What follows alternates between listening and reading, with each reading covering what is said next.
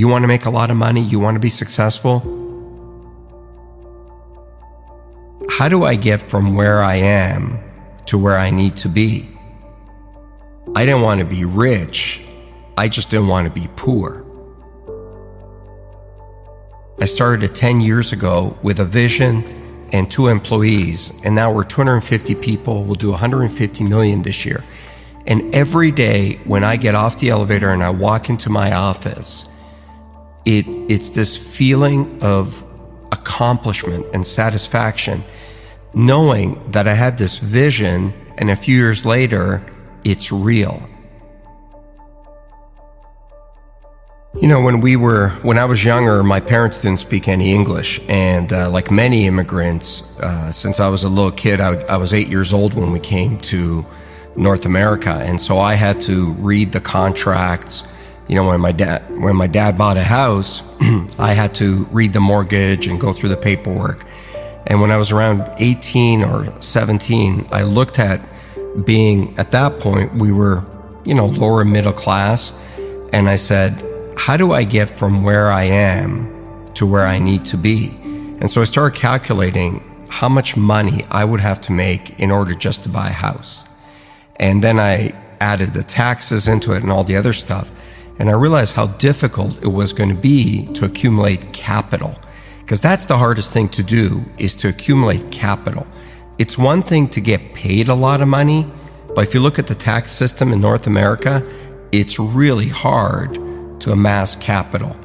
And I just decided that I didn't want to be where I was. I didn't want to be middle class or lower middle class or mediocre. I just wanted to be great at something. Because I figured out that the people that I saw that were doing great things were fundamentally great at one thing. The analogy I always use is Peyton Manning gets paid $10 million a year. He doesn't get paid $10 million a year to tackle, to kick the ball, to play defense. He gets paid $10 million a year to do one task and do it really, really well. Nobody buys from you. Nobody makes you wealthy because you're okay at something. The world does not reward mediocrity, nor does it reward average. It only rewards exceptional. So you got to find that one thing that you're good at, and you got to become great at it. Because if you focus what you're not good at and try to become good at it, you're going to run into somebody who is going to clean your clock at it. When you think about success and you think about business and you think about being an entrepreneur, everybody wants to talk about the good times. And I always say to people, it's easy to be an entrepreneur when the sun is shining. It's easy to run your own business when there's good cash flow and people love you and there aren't many problems.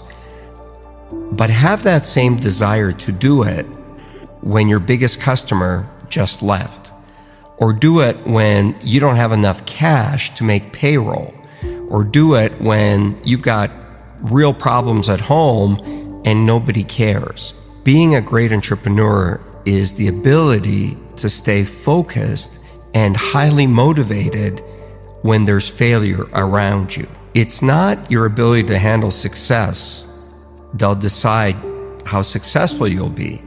It's your ability to absorb failure. Not take failure, not get hit, but absorb it. I mean, absorb it with every fiber of your body. When there are those days where you feel like, I just cannot go on. Get up on those days, get in front of your team, and get them going in the same direction, and be highly motivated on those days. Because if you can do it on those days, you can do it any day. Being a successful entrepreneur is really lonely. I'm not saying that because I expect people to call me up and say, I'll be your friend and look for sympathy.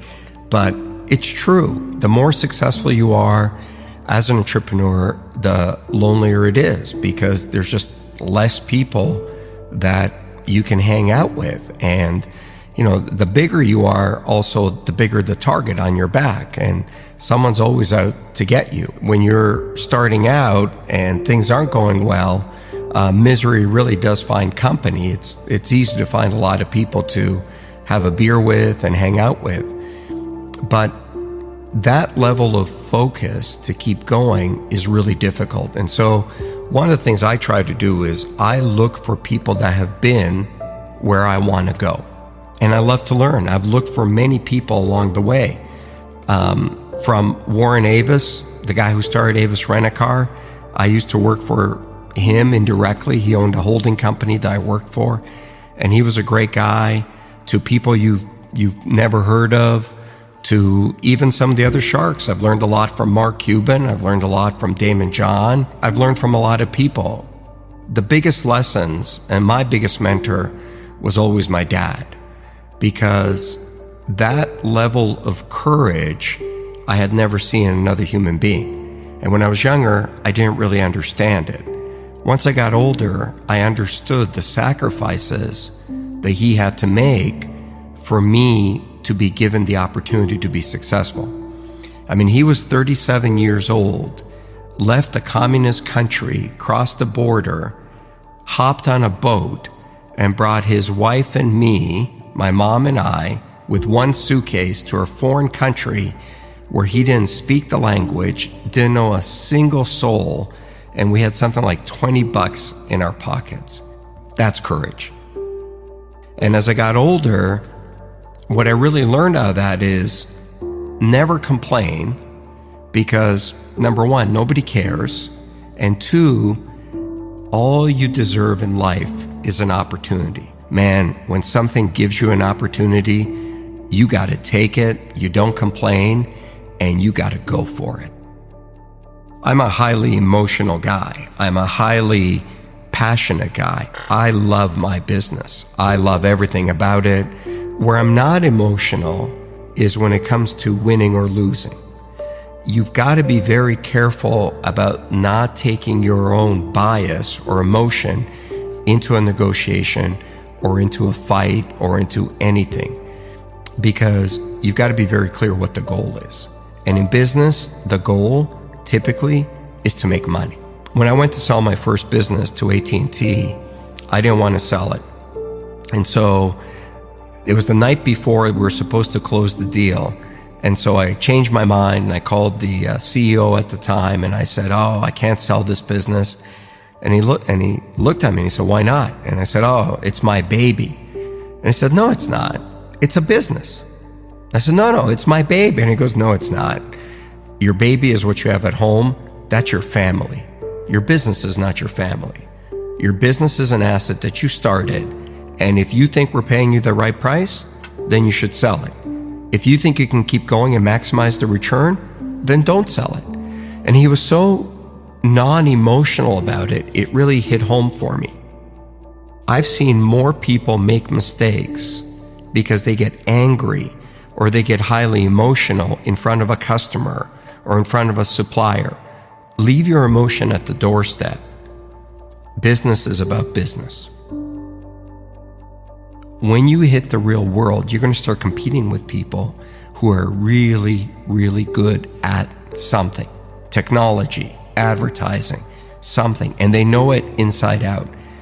You want to make a lot of money, you want to be successful, you got to take those people on with a skill that you're world class at. I hate the word failure. I hate that label. I wake up in a cold sweat in the middle of the night sometimes when I feel like I'm going to fail or I'm a failure. I run every day, and I run pretty far, and sometimes, just like everybody, I get jet lag and I get tired. And when I get to that point where I feel I cannot go on, this little inner voice inside me says, "What are you, a failure?" And then I don't care if my feet are going to fall off and blood is going to start dripping out of my veins. I will not stop. I hate that word. I do not want to be defined by that word.